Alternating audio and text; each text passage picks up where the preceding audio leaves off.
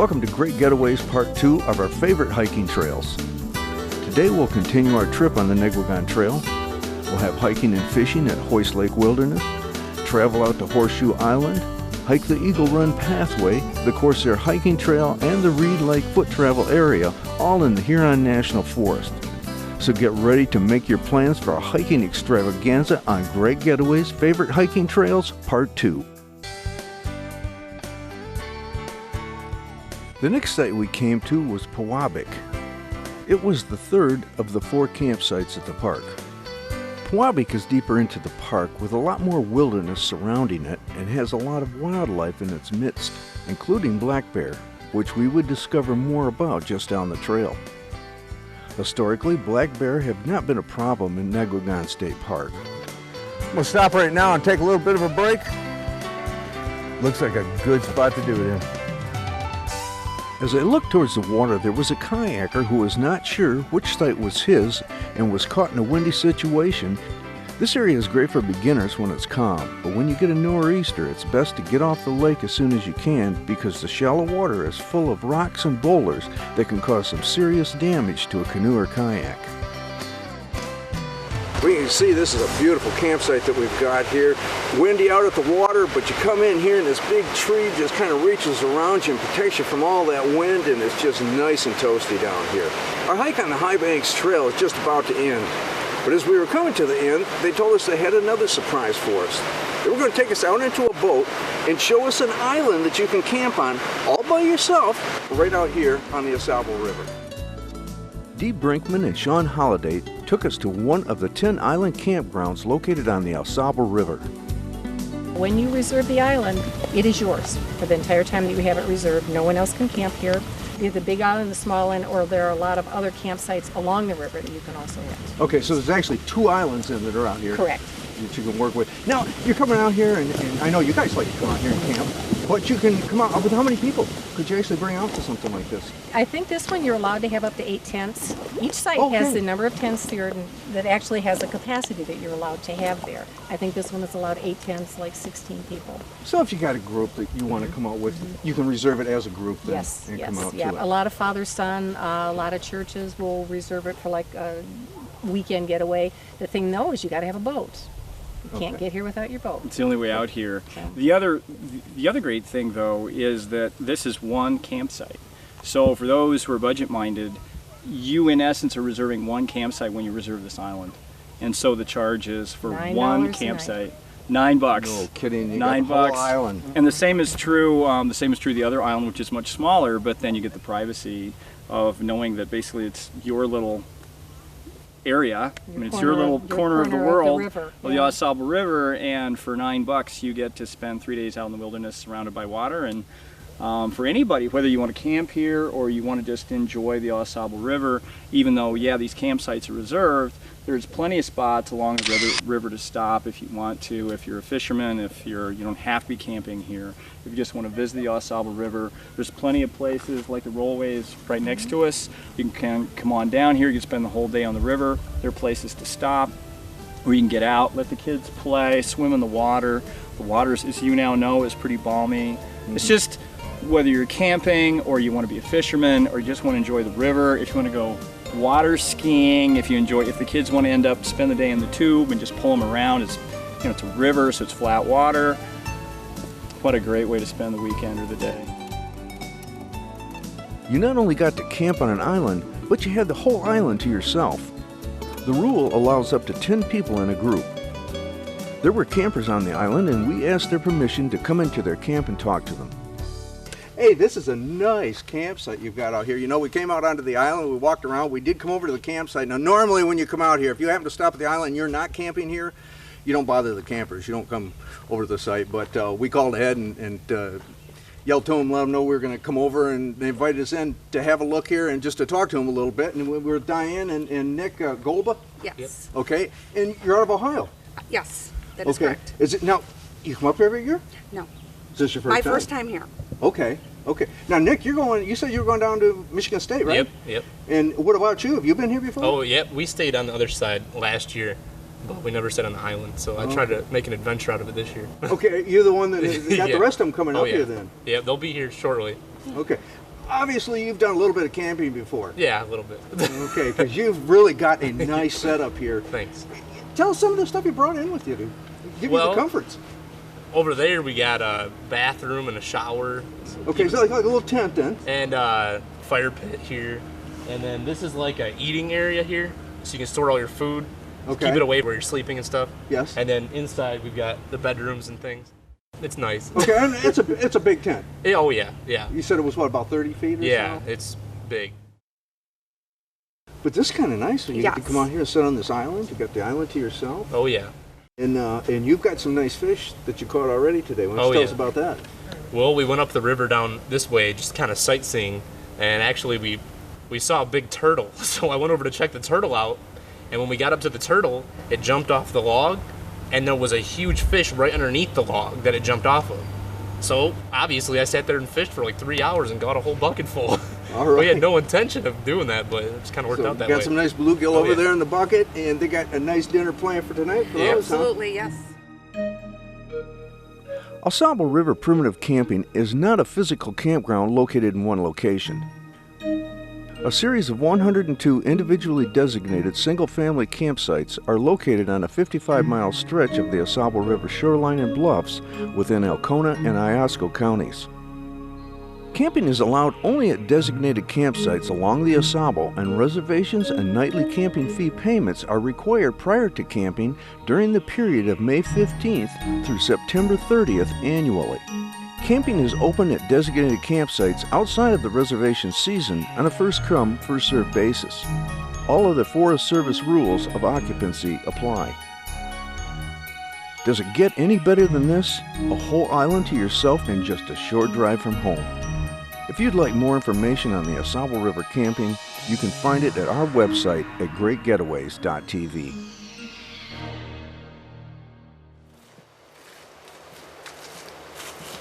This has really been nice out here.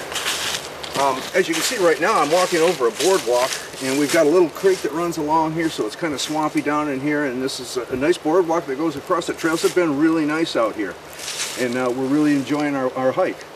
While we continue on though, we're going to take you back a couple of months to a hike we took over in the Hoist Lake foot travel area. It's over 10,000 acres in the Huron National Forest, and we're going over there. We're going to hike out and do a little fishing on one of the lakes out there. We had a great time. Let's go. Hoist Lake's foot travel area encompasses 10,600 acres of the Huron National Forest that has been reserved for foot travel. We're here at the Hoist Lake foot travel area, and we're going back in. We have been here before, but not over in the area we're in right now. So we're coming in from a different direction, going out to what we hope will be some small lakes. We're going to try a little bit of fishing out there. We just looked the area over. It's a nice hiking trail, over 10,000 acres of forest out here with over 20 miles of trail. So why don't you join us and we'll get things going. Two connecting loops of wide trails create a 20-mile figure-eight system through the area. Within reach are 7 lakes, beaver ponds, meadows, marshes, and a second-growth forest of aspen, pine, and northern hardwoods. The terrain is hilly enough to be interesting, but not difficult to walk. The trails are well marked with blue diamonds and numbered markers. Is this your first time back here? We usually go over on the east side. So East this is our first time on the west side of Hoist Lake. of Hoist Lake, okay. Yep, we normally go over there. And so we thought we'd come over here and try this one this year. Okay, well, how's the other side? How do you like that? Hoist Lake's a nice lake. It's, Campsites are real nice. We don't know about over here. And Reed Lake east of here is real nice too. Okay, you planning on staying overnight? No, you're going to be doing some camping. We'll be here about a week. I was going to say, oh, you're going to be here a week. Yep. You got the gear. I seen that. We got more than enough gear, so and so yeah, probably till the weekend at least. Cool. So Very good. Well, hey, I hope you guys have a good time. All right, thank thanks you. a lot. Off they went with probably 50 pounds on their back. They were prepared, and it looked like it should be a perfect trip. At certain sections in the trail, it just lets you know where you're at. The easiest way, first of all, you want to look it up here and see the number 8. Then you just locate the number 8 on the map itself, and it'll let you know exactly where you're at. And in this case, we're headed over to 10, which is about a mile down the trail this way. One of the ways you make sure you're always on the trail is you watch for blue blazes. You'll see them in the trees as you're walking along. So keep your eyes open, check your maps out, you'll stay on course.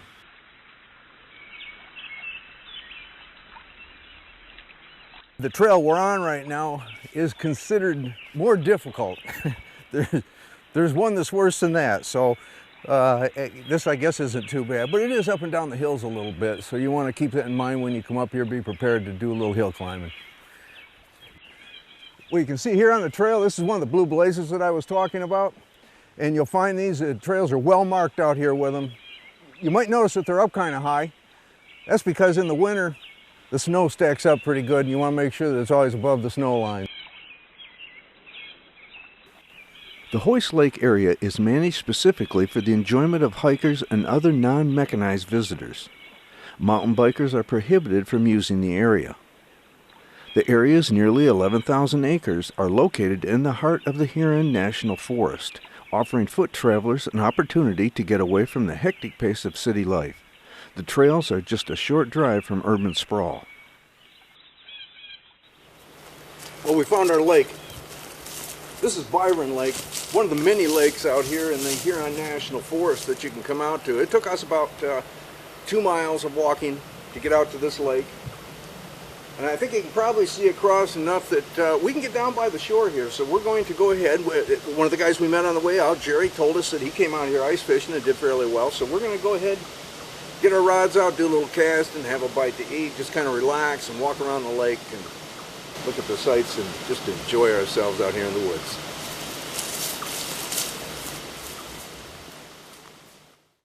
When we reached Byron Lake, we were pretty excited to fish this hidden gem.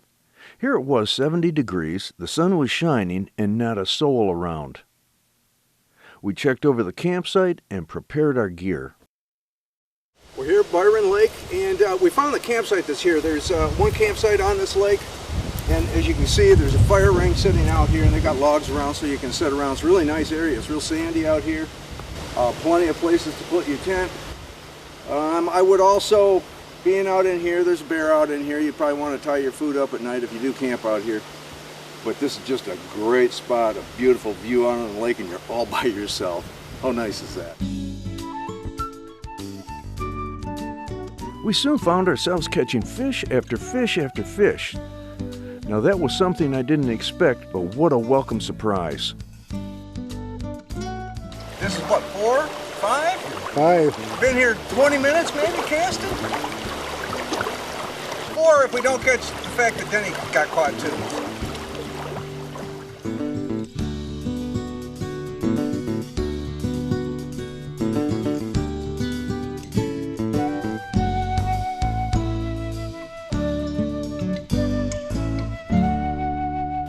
You know what? We're getting ready to leave here today. Although it looks bright out here right now, we're out by the lake. You get into the woods, let me tell you what, it darkens up, and it darkens up in a hurry. So we're going to make sure we leave ourselves enough time. But look at this. We're out here by ourselves on this wilderness lake. Nobody else around. What a great day in the fish. Some days you just hit it right, and today was the day we've been catching fish all the way along the shoreline. Walking along, casting an ultralight, one after another. You cannot beat it. Come on up and try it for yourself. This is a hike I will do again and again. Its location on the eastern side of the Lower Peninsula makes it easily accessible to the large population of southeast Michigan. I hope you enjoyed that Hoist Lake Trail system. It's a beautiful area over there. The trails do get rough at times because it can be up and down some hills, but boy, we went out there and had just a great day of fishing.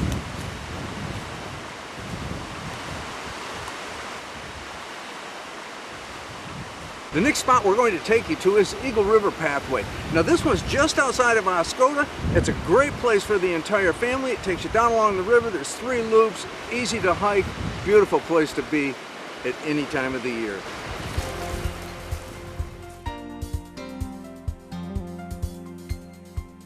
Working hand in hand with the Michigan Department of Natural Resources and other partners, the Forest Service has changed the land that nobody wanted to healthy forest again. This is where today's tour begins, at the Eagle River Hiking Trail, located 2 miles east of Oscoda on the River Road. The Eagle Run Pathway is in a remote setting that allows you to experience nature firsthand. There are 3 loops that run along the river, ranging in size from 2 to 2.5 miles. You can do 1, 2, or all 3 loops for some amazing hiking and nature enjoyment. The great thing about this pathway, no matter where you park, there is a loop that will take you back to your vehicle without retracing your steps. Back in the trail, of course, it was wetter. We were in a situation where you're seeing some swamp, some bog, standing water. And down there, of course, a little bit different flora and fauna. You see cypress, a lot of vines, the kind of plant life that really likes all that water. You get farther away, it begins to dry out. Suddenly you're in popples, some pine. Mostly popples, though, down here. Cooler, more shade. Things to watch for, though. When people are out here hiking and wondering what you do, you just don't walk down the trail. Take a look around you. See what's around you because it changes constantly. Watch where you're stepping. Oh, coyote. Yep. Leaves a little something for us. How nice. It's a wild area. It really is. It's beautiful. Keep your eyes open. Yep. You're liable to see something. Although it's pretty thick right now, this time of the year. The way that the trees are, that there's definitely a break up here, which is probably where the river is. Oh, I see it. I see it. The Sable River in all of her beauty. Wow. This is a nice spot. Got a little bench down here to sit. Want to relax after about halfway around the trail, I think, about now? Yeah, I think we are. Yeah. And you know what? At least for a little while now, we're going to be right on the river itself, so this is just a beautiful spot to be in. Well, and you can go swimming. You can, if you have a little canoe, if you want to put it in here, take it down to the mouth. Oscoda isn't far away from here. A lot of fish in here too. We've been by here and actually watched them catching fish Have while you? we came by. Yeah, so. Wow, beautiful. Wild grapes. Dee Dee's made jelly out of these. A little sour. Makes better jelly. Well, we came down the trail. We went into the woods away from the water. We've come out now. We've got kind of an open meadow type area out in here that looks like it might see some water setting around at times. Yep, it changes. Every 20 or 30 yards, you're going from one thing to another, from the woods to, let's start with the tower line, into the woods, the swampy area, out by the river, and now back by this field. It changes. So that's one of the things that really makes this trail interesting is because all the changes you do go through. Yeah. We ended our Eagle Run hike with a hot meal cooked over a grill on the shore of the Sable River. The river has many picnic areas along the banks to choose from. There's nothing like a brat or a hot dog cooked over an open flame with a cold one to quench your thirst after a long day on the trail.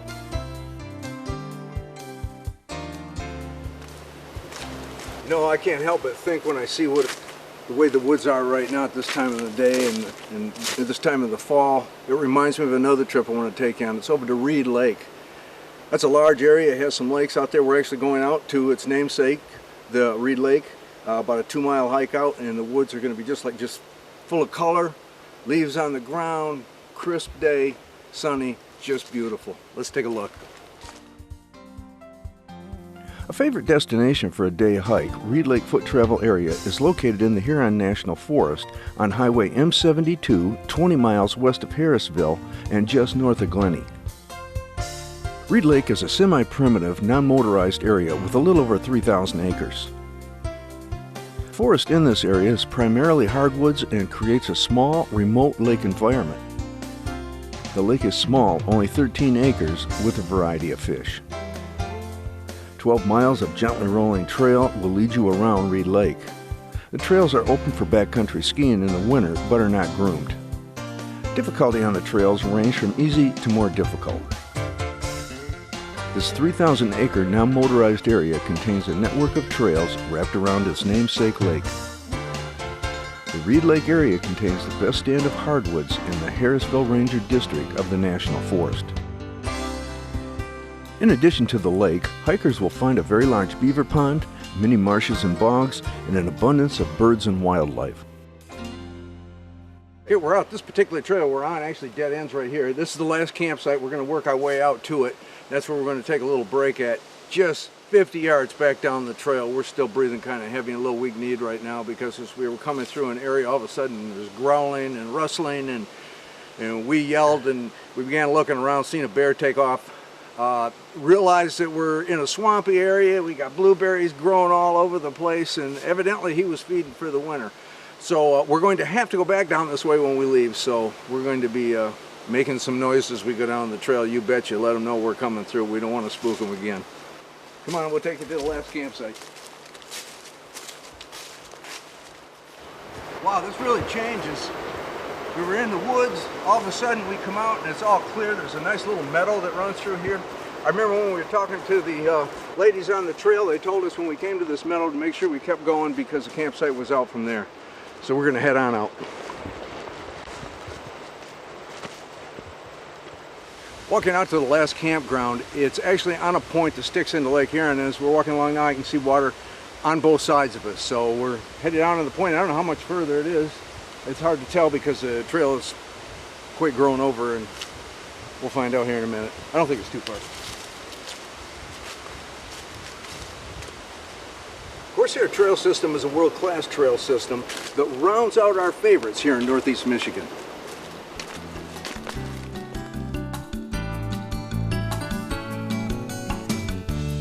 From the Corsair Trailhead portion, there is a spur to a 600-foot interpretive fishing trail along Silver Creek.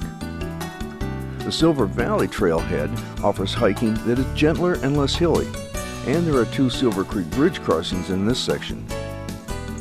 The Right Lake Trailhead portion of the trail provides a little more challenge with longer loops and steeper hills. The Corsair Trail varies from gently rolling, easy terrain to somewhat hilly, more difficult terrain. The trails may be hiked any time during the snow-free periods. The trails are marked with blue diamond-shaped confidence markers. Visitors may glimpse white-tailed deer, wild turkey, and a variety of songbirds. Facilities available include 6 toilet buildings, 5 tables, 5 grills, 1 hand pump, and the Corsair picnic area. Trail enhancement include the blue diamond-shaped markers and a groomed track set for winter skiing. The Corsair Trail is the site of the Silver Creek Challenge, a citizens' race held the last Saturday of each January. The well-marked trail system includes more than 15 loops totaling 44 miles. You can choose your own adventure range from a short jaunt along Silver Creek to a 2-day trek through the entire system. The further we moved along the trail, the more dramatic the scenery became.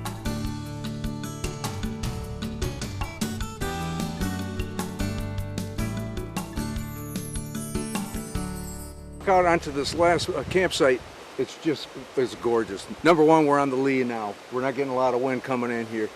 There's a beautiful island right out from us, and it's just gorgeous along the shoreline. Come on out, let me take a look.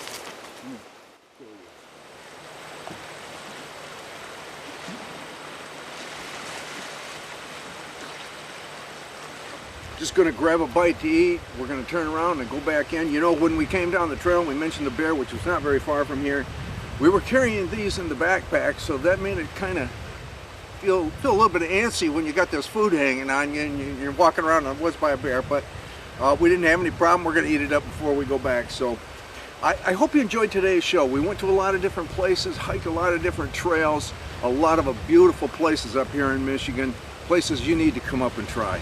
If you need more information, you can go to our website at greatgetaways.tv. Until next week, have a good hike. If you enjoyed today's show and would like more information for your own great getaway, you can get a free guide by going to our website, greatgetaways.tv, and filling out the form. If you would like a guide, it is available from the number on your screen. The gang will be more than happy to help you with any questions you may have. From Lake Huron to Iargo Springs and all along the mighty Sable River, we can take the whole day to go fishing, canoeing, boating, or diving. Take a walk through charming small towns, or take the stairs to the top of historic lighthouses. But mostly, we take it as it comes on the Sunrise Coast. For getting back to the water is pure Michigan. Your trip begins at michigan.org.